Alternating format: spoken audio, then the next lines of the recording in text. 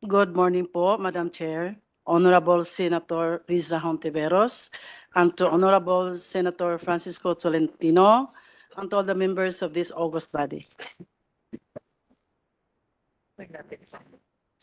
I come here today to share the truth that has been silenced for 3 decades because of great fear, and this is also on behalf of the many victims who have suffered in silence just like I have. I believe my testimony reflects their pain, struggles, and resilience. While I understand that this is aimed to aid in legislation, I am also grateful to be given this opportunity to inform those who still believe that Apollo Quiboloy has been innocent of the crimes he is accused of because he has never been. At the age of 17, I became a member of the church led by this man, Apollo Quiboloy, in 1918. I was a freshman student. I was eager and active in the community, even spending a significant portion of my college years living at the parsonage where he resided. In 1988, I made a difficult decision of my life to dedicate this to his ministry, driven by the belief that true fulfillment and salvation lay in serving God fully. This choice meant leaving behind my family, my career, and the person I once was. Despite the resistance of family and friends, I pursued my conviction. I joined a pioneering group that struggled to meet basic needs, but my desire to serve God fueled my persistence. Over time, I gained his trust and became a respected worker within the ministry. As the ministry grew, so did our blessings. We experienced answered prayers and expanding membership, which deepened our commitment to serving God. Apollo C. Quiboloy, whom I revered, was considered as God anointed, and his words held absolute authority. I respected him deeply, viewing him as truly the man of God. From the moment I dedicated my life to the ministry until 1993, I experienced a profound spiritual awakenings. I felt forgiven, my love for God deepened, and I was proud to serve alongside a man I believed to be holy. But one day while in Manila, I received a long-distance call from him. He informed me that he had received a divine revelation intended for me and instructed me to travel to Cebu, where he would share this important message. He was also scheduled to preach in Cebu that Sunday. Upon arriving in Cebu City, we arranged for him to stay at the Park Place Hotel in Fuente Osmeña. That evening, he instructed me to remain in the hotel, while Nilda Linda, the assigned worker, returned to the worker's house. When we were alone, I asked if I could just sleep on the sofa as it was a suite room. Instead, he insisted that I would sleep beside him and even said in Bisaya, compatible gyud taging kay parehas man og color ang atong suot. Translated, we are compatible because our outfits are of the same colors. I was wearing red pajamas with white dots, while he was dressed in a red t-shirt and white white pants coincidentally. His words made me feel uneasy and quite nervous, and I saw a different personality in him. But I was quick to dismiss that unusual feeling. And because I had previously witnessed Ingrid Canada or ICC, Teresita Dandan, TTD, and Velina Salinas slept in his room alternately, it led me to believe that it was just normal and harmless. Moreover, we had been conditioned to suppress any negative thoughts about him. We were warned that any suspicion on him would reflect our own personality, using the words found in 1 Timothy chapter 1, verse 15, I quote, "To the pure, all things are pure. But to those who are corrupted and do not believe, nothing is pure. In fact, both their minds and consciences are corrupted," unquote. And in those days, absolute obedience was a must. We needed to have an unquestioned loyalty and reverence toward him. Sleeping beside a man I believed to be chosen by God was for me then a great privilege, an opportunity for a sinner like me But what followed shattered my sense of faith and trust. Without a word, after turning off the light, he embraced me, undressed me, and violated me with his lustful act, and left me in shock and speechless.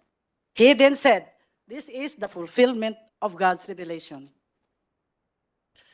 He explained that God had revealed to him that I was to partake in God's life through him by surrendering my body, soul, and spirit. He also mentioned that other girls would go through him in a similar manner. His words were strange, but I was too shocked to respond. The following day after that Sunday worship service, Apollo C. Quiboloy left for Manila, while I was left to carry on with my duties, including organizing carolers for our annual fundraising. Confusion consumed me. I felt betrayed by my faith, by him, and even perhaps by myself. I began questioning whether what had happened was indeed God's will or simply a gross abuse of power. When I returned to Manila, I was once again instructed to sleep in his room. Fear gripped me, but defying the anointing of God was unthinkable.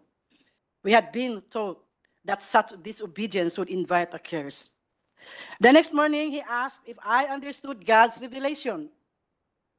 I remained silent, unable to process what had happened. He then referenced me to Philippians chapter 2, verses 6 to 12, explaining that just as Jesus humbled himself and obeyed God, even to the point of death, so he too must obey God's will by partaking in carnal things. He claimed this was necessary for him to understand the human experience and to fully empathize with others. He even told me that he had also been reluctant to accept God's revelation, but as God had chosen one, he had no choice but to act on it. I was more confused with his explanation, but I could not complain. I wanted to go out from the ministry, but I lacked courage. I did not know where to ask help. I had cut all the bridges behind my life, and I could hardly go back because it would mean starting all over again. My family was poor, and I had no connections. My option was to stay because I was still bothered with what if it was indeed God's will? December of the same year was an escape for me. Caroling as one of our sources of funds, and which had been participated in by every member of the ministry all over the country, became my excuse of staying away from the worker's house in Manila where he stayed. In January 1994, I was in his room with Ingrid Canada, the international coordinator of the church, Tessie Dandan, the national administrator for the church in the Philippines, and Felina Salinas, his personal assistant. During that, Miss Teresita, before you continue po, yung nabanggit nyo ng 2 beses, Ingrid Canada, nandito po ba siya sa harapan ninyo? yes, katabi po siya ni Mr. Quiboloy. Sila po, yung nagtaas ng kamay. All right, salamat po. Please proceed, Miss Teresita. During that meeting, he informed the girls that I would be included in the inner circle. Right there and then, I realized that these women had likely endured similar experiences. Without any words, we shared a mutual understanding. None of us dared speak about what had happened to us. In February 1994, I was sent to Hong Kong, still carrying all the confusions and emotional turmoil. Despite this, I continued to pretend that everything was fine. When one of our musicians, JC Pangilinan, was scheduled to return to the Philippines, I seized the opportunity to send a personal letter to ACQ. In that letter, I poured out my feelings, openly expressing my emotional distress. I was honest about how deeply shocked I was to learn of his life beyond the pulpit. The man I had revered as a holy figure was in reality an ordinary mortal, one who had exploited my genuine commitment and dedication to God. My faith wavered, and everything I had once believed was shattered. I prepared myself for a harsh response, expecting a violent reaction from him. To my surprise, There was none. Instead, I was sent back here. Upon my return, I was even more surprised to learn that I had been promoted. I was appointed National Crusade Coordinator, National Logistics Coordinator, and Luzon Area Administrator all at once. This was a sudden and significant promotion from my previous role. By God's grace, I excelled in all my assigned tasks. Despite this, fear gripped me every time Apollo Quiboloy would come to Manila. My only relief was when one of the girls would accompany him, giving me an excuse not to sleep with him. I kept myself busy, visiting satellite churches to distract my confusion and agony. One day, ICC confronted me saying, ACQ sensed my distance. I made my work an excuse. February 15, 1998, ACQ used me again. It was always out of fear that I obeyed, a fear mixed with anxiety that he might knew how I pretended to be extremely grateful that he allowed me to be a part of his physical life, because in all honesty, and God truly knew I was not. All the pent-up emotions suffocated me that on the following day, while preparing for church, I collapsed. ACQ performed mouth-to-mouth resuscitation, but later I learned, he told others, that it was just a way for me to seduce him, labeling me as Jezebel the temptress. I believe Apollo Carrion Quiboloy understood that I never wanted the life he was trying to impose on me. My decision to dedicate my life to God's service was driven by a sincere desire for spiritual purification from the sins I had committed before becoming a full-time worker. I had only one goal: to live a holy life and ultimately to attain heaven. As the Bible says in Colossians chapter 3, verse 5, I quote, "Put to death, therefore, whatever belongs to your earthly nature: sexual immorality, impurity, lust." But how could I achieve this with the circumstances that I was in? Disobedience and complaints were never an option. Anyone who did so was labeled as carnal, as someone who did not overcome the flesh. Everything was always twisted. One day, I said, "Sir has noticed that you've been distant." I made up excuses, trying to avoid the truth. I had been telling Teresita that I was extremely exhausted. She presumed that I was just too focused of my responsibilities, especially in the logistics department. I was always pressured to meet my 15 million quota.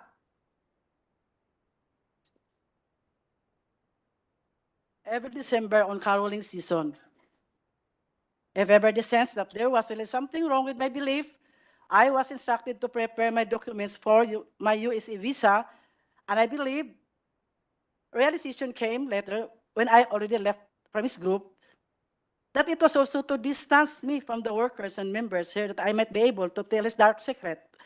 I never wanted to go to America because inside of me were unresolved spiritual issues, confused mind that bothered me always. But my visa was approved. I didn't knew that I was to lead and plan for the fundraising to be done in America, and we would employ the same strategy of our money making here in the country. In America, I witnessed the double standard life. What we prohibited in the Philippines, we did them there. We lived in luxury. We toured around. We dined in fine and expensive restaurants. We watched movies. Sky's the limit when they went shopping. I decided to stay in the apartment where the minister and his family lived. Despite the insistence of ICC to stay with them, I refused. I made a lot of excuses. Sapagkat, hindi ko po natin na kaming nasa Amerika ay masyadong nagpakasasa sa paggasta sa pera, na masyadong pinaghirapan ng mga kapatiran at ng mga full-time workers. Bilang namuno po sa crusades, evangelism at logistics departments, saksi po ako kung paano nagsakripisyo ang bawat isa para lang makapagbigay sa iba't ibang pangangailangan sa simbahan. Nakita ko na kahit pambili ng bigas ng membro, kailangan sakripisyo pa para lang maibigay sa simbahan kahit gugutumin pa ang mga pamilya. Nasaksihan ko po na kahit last centavo para pamasahe, kailangang ibigay pa rin. Bahala nang maglakad papuntang simbahan ang mga mahihirap na membro. Hindi kinaya ng aking konsensya ang double standard life. Maraming workers ang napalo dahil sa panunood na ng sine, pero kami sa Amerika, halos linggo-linggo nanood ng sine, bawal sa amin ito dati. Naghirap ang maraming workers at members sa pagkaruling at pagsulisit sa bawat tao sa lahat ng dako dito sa ating bansa. May namatay, may na-aksidente, may nakulong, may mga na-rape pa na hindi na na-report. Dahil baka hindi paniwalaan at baka makapag-fasting pa dahil may kasalanan na itinago, kaya napahintulutang nangyari. Lahat may kota, di ba? Napakasakit po sa damdamin ko dahil ako po ang namuno sa mga fundraisings. After December season, ang mga members kailangang magtinda ng mga kakanin para maibigay sa mga pledges for Alay kay Kristo, building funds, love offerings, television pledges, tithes, and others. And when they could not provide for their own foods, they would just resort to fasting. Meron din pa akong quota, 10 to 15 million pesos to raise in the month of December alone. I organized the carolers nationwide to meet my quota. We recruited and trafficked our young people from Mindanao and Visayas to carol in the provinces of Luzon and in the national capital region cities. Marami pong estudyante na Nobyembre pa lang kailangan nang mag-absent sa paralan at ang iba hindi na nakabalik sa pag-aaral dahil inuna ang simbahan, inuna ang pagkaroling, inuna ang paghanap ng pera. But nobody questioned where our income was spent. Sa mga buwan ng Pebrero hanggang Oktubre, ang ibang workers na nasa logistics department, kailangan mag-solicit na naman throughout the country using the permits of the different associations. Pag-asa ng buhay, Children's Way Foundation, tulong sa may kapansanan, handog ng pagmamahal, pagdamay sa dukha, Shivers for Christ. The supposed income na dapat ibigay sa mga beneficiaries, sa mga nasabing associations, hindi naman talaga truthfully and honestly na ibigay. Only a little portion of the income was shared to the beneficiaries. Ang ibang workers naman, walang hinto sa pagtinda rin ng mga kakanin na may quota of 500 to 1,000 pesos a day, Monday to Saturday. Ito ang buhay ng mga workers na nasa logistics department. In America, they began to notice my indifference. ICC called my attention, stating there were reports from my assistant in the logistics department in Manila that I had secretly sent money to my family. Then, she informed me that ministers wrote letters to ACQ and reported that I tempted and fornicated with them during my visits to their satellite churches. I was so shocked to learn of the sudden accusations. I also wrote a letter and enumerated the real circumstances of my life with all the ministers I came in contact with in relation to our aggressive fundraising, being the National Logistics Coordinator. However, that was not enough. I was then forced to write a long letter of confession, making it appear that I was a sinner who committed all kinds of sins, including those I had committed before joining the ministry. I complied, believing that through this written confession, I would be totally forgiven from my old sins and burdens and be completely sanctified. In detail, I wrote everything I thought was considered sin I had committed from childhood until the present. I also implicated ACQ in my sins. It had the same tenor of the letter I wrote in Hong Kong in 1994. And this time, he was furious. Then ICC instructed me to revise my letter. I was told not to implicate ACQ and to state that I was the sole sinner and I was filthy. Upon realizing how angry ACQ was, I revised my letter out of fear and stated that I had sinned because I truly was filthy. In detail, I imagined sins. Ms. Teresita, yung paulit-ulit yung binabanggit na ICC, sino po yun? Ingrid Chavez Canada po. Sila pa rin po. All right. Please proceed. In detail, I imagined sins and I made it appear that I had committed them all. That was how stupid I was to obey and exaggerate my story. Just to appease the anger of our leader, Apollo C. Quiboloy, not knowing it would become my death sentence later. My exaggerated story was then distributed to all his leaders and ministers, and they believed I was filthy, I was pervert, and I was wicked, painting me as the sole guilty party, while ACQ remained innocent. Little did I know this confession would lead to my condemnation within the ministry. And Ms. Teresita, pag sinasabi nyo ACQ, sino po yun? Apollo Carrion Quiboloy po, All right. October 15, 1998. I was sent back here to receive a punishment through prayer and fasting in the guise of spiritual discipline. And the fasting they planned for me was beyond my imagination. It took me 7 months to suffer hunger and isolation in the mountain of Tamayong in Kalinan, Davao City. They placed me in a small, dark, elevated room beside a kitchen, separated only by a mat and walls. My bed was rough, made of uneven slabs, with exposed nails pressing into my back as I slept. I woke up this morning in pain, with no beddings, and the cold October nights left me shivering. I requested a blanket and a mat, but I was denied. Every day from 8 to 5 p.m., I followed a strict routine, regardless of the weather, enduring hunger and isolation. No one allowed near me, as I was labeled filthy and deserving of this punishment. Members were forbidden to speak to me. I was physically very weak and so depressed.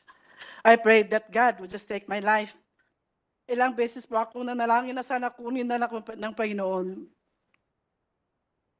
I started to question God and wondered if this was truly a divine process or simply human punishment.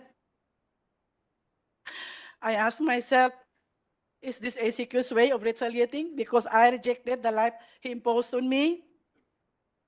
It felt like vengeance and disguised as spiritual discipline. My only solace came from reading the Word of God, from Genesis to Revelation, over and over again. Every day was a struggle of faith. I struggled to believe that the process was still the perfect will of God for me.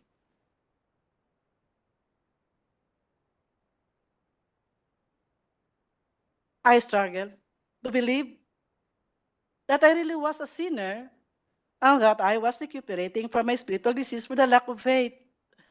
That was to justify my present pains and to at least lighten my burden of loneliness.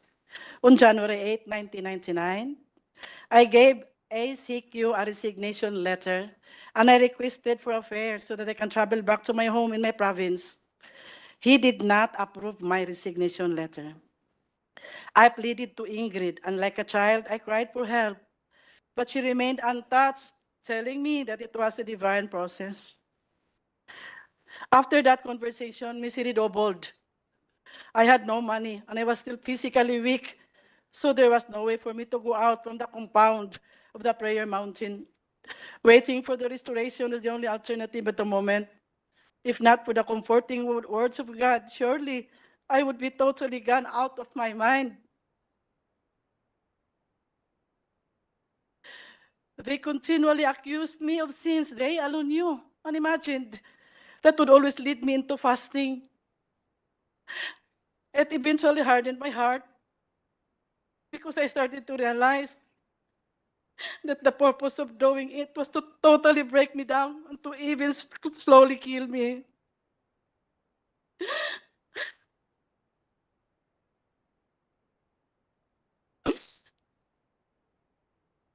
I no longer saw the reason to stay. I submitted my resignation as a full-time volunteer worker for the second time. But Apollo Carrion Quiboloy refused it again. A week later, on September 30, 1999, I decided to leave without asking for permission, determined to free myself from his control. It was only when I left out of the group that I finally clearly understood that the man I had believed to be God's chosen and holy was an impostor, oppressor, and deceiver. He manipulated me using his authority and power as God's anointed. I thank God that He took me out from His bondage, from that ambiguous feeling of fear mingled with so much love and loyalty to my Redeemer, Jesus Christ.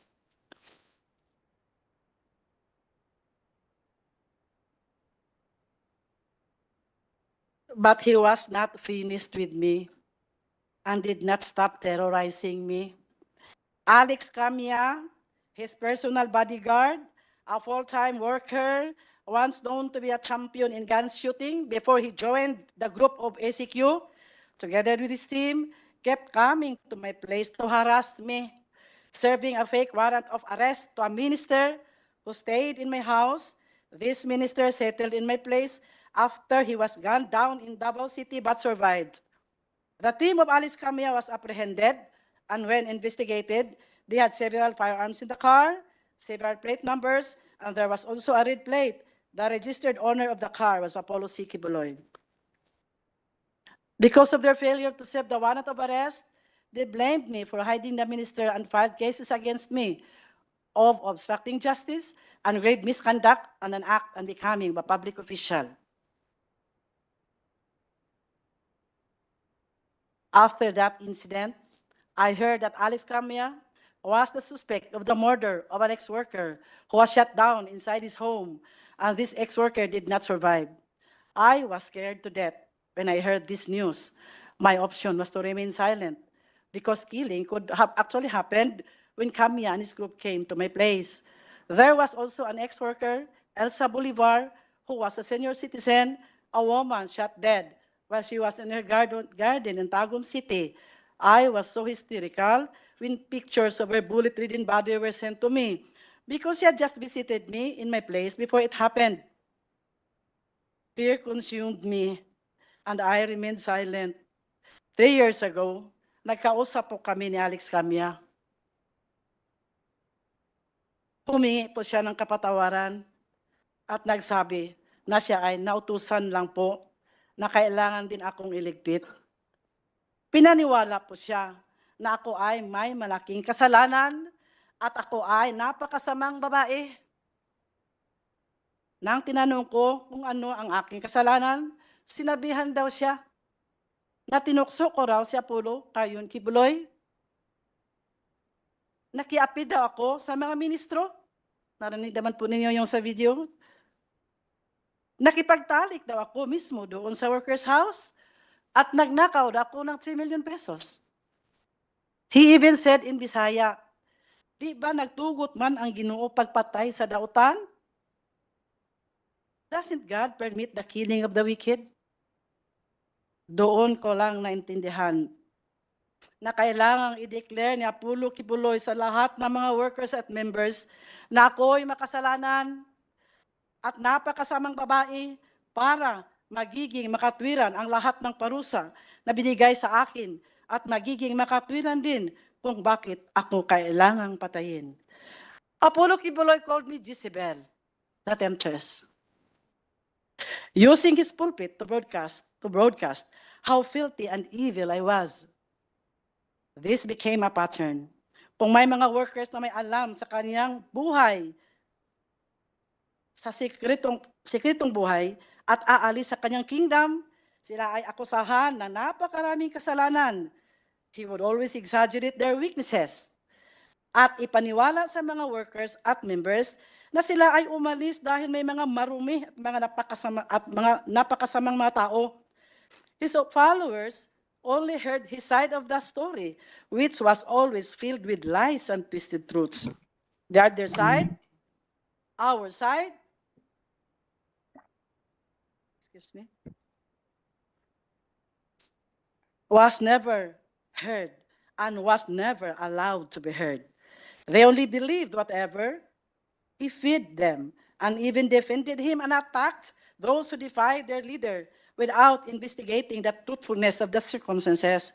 Nakita naman po siguro natin kung paano siniraan ng mga workers at defenders ni Apollo Quiboloy ang mga testigo dito.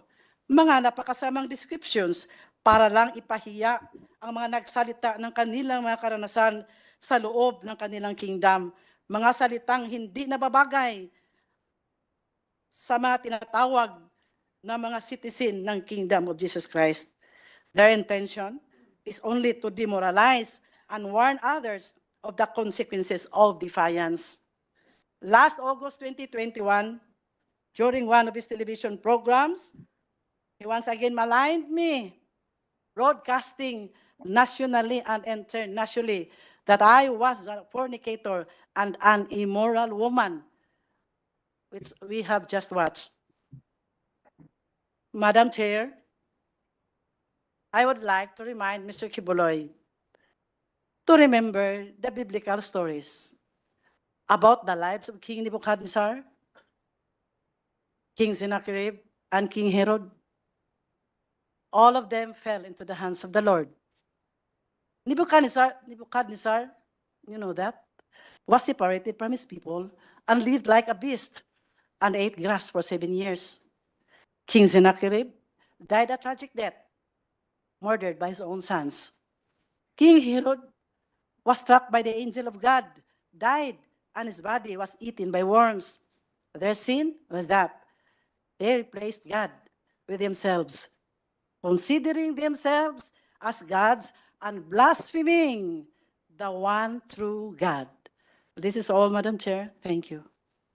Salamat po, Ms. Teresita, sa testimonya mo. Kahit kailangan mong iyakan para basahin sa amin. Bago yung isa munang follow-up question ko sa inyo, gusto kong i-acknowledge yung presensya online ni Senator Cynthia Villar. Salamat, Senator Cynthia, sa pagdalo nyo. At ang Minority Leader, Senator Coco Pimentel. Salamat kaayo sa pagdalo. Kung walang opening statement si Senator Coco at si Senator Cynthia, bago yung interjection ni Majority Leader sa Department of Justice, isang mabilis na follow-up question sa ngayon, Ms. Teresita o Ms. Ging, Ate Ging, just for the record, guilty ba kayo dun sa mga krimen na inakusa sa inyo, yung pagnakaw ng 3 million pesos, yung pag-fornicate sa iba pang mga ministro? Guilty ba kayo sa mga iyon? Of course not. Alright, salamat kaayo.